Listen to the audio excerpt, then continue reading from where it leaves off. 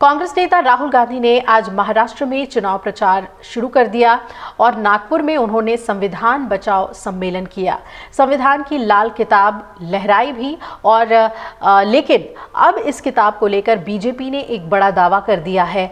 राहुल गांधी पर आरोप लगाया है। बीजेपी ने ट्वीट कर दावा किया है कि ये वीडियो नागपुर के संविधान बचाओ सम्मेलन का है और राहुल गांधी संविधान की जिस लाल किताब को लेकर आए थे वो बिल्कुल कोरी थी, यानी किताब के अंदर कुछ नहीं लिखा था।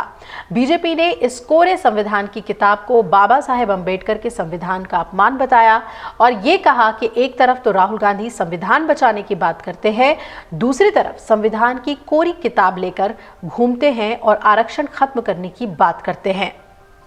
आपको बता दें कि राहुल गांधी अपना नैरेटिव लेकर महाराष्ट्र के मैदान में उतर आए हैं। राहुल लोकसभा चुनाव वाला ही नैरेटिव विधानसभा चुनाव में भी चलाना चाहते हैं, इसलिए उन्होंने महाराष्ट्र में अपने कैंपेन की शुरुआत नागपुर से की है। वो सबसे पहले दीक्षा भूमि पहुंचे जहां पर बाबा साहेब आम्बेडकर ने बौद्ध धर्म अपनाया था। यहां राहुल गांधी ने अम्बेडकर को श्रद्धांजलि दी और इसके बाद वो संविधान सम्मेलन को संबोधित करने के लिए पहुंचे। राहुल ने लोकसभा चुनाव में संविधान खतरे में है ये नैरेटिव सेट किया था और इसका इंडिया अलायंस को चुनाव में काफी फायदा भी हुआ। आज भी राहुल गांधी ने संविधान के मुद्दे पर ही बीजेपी और आरएसएस का सीधे सीधे नाम लेकर हमला बोला और ये कहा कि डॉक्टर बाबा साहेब अम्बेडकर द्वारा तैयार किया गया संविधान सिर्फ एक किताब नहीं बल्कि जीवन जीने का एक तरीका है। नेता प्रतिपक्ष ने यह भी कहा कि जब आरएसएस और बीजेपी के लोग संविधान पर हमला करते हैं तो वो देश की आवाज पर हमला कर रहे हैं।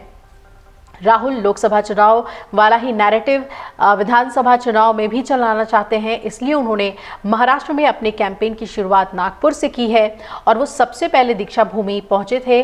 आपको बता दें कि बाबा साहेब आम्बेडकर ने यहीं पर बौद्ध धर्म को अपनाया था और यहाँ राहुल गांधी ने उन्हें श्रद्धांजलि दी। इसके बाद वो संविधान सम्मेलन को संबोधित करने के लिए पहुंचे।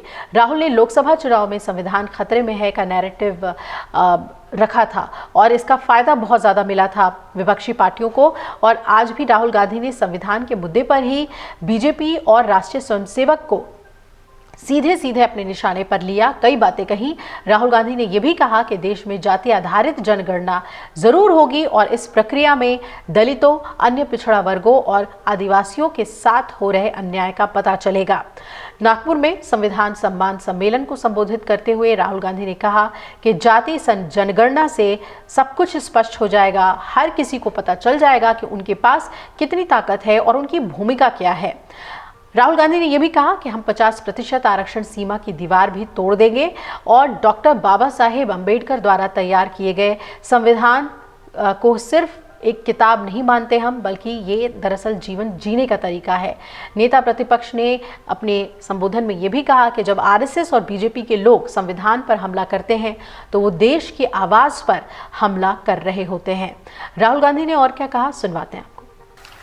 कॉन्स्टिट्यूशन से हमारे इंस्टीट्यूशंस बनते हैं, सरकार के अलग अलग संस्थाएं बनती हैं, इलेक्शन कमीशन बनता है। अगर कॉन्स्टिट्यूशन नहीं होता, ये नहीं होता, तो इलेक्शन कमीशन नहीं होता।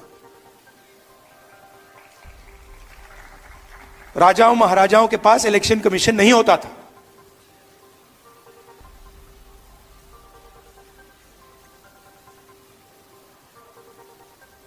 तो इससे हिंदुस्तान का एजुकेशन सिस्टम,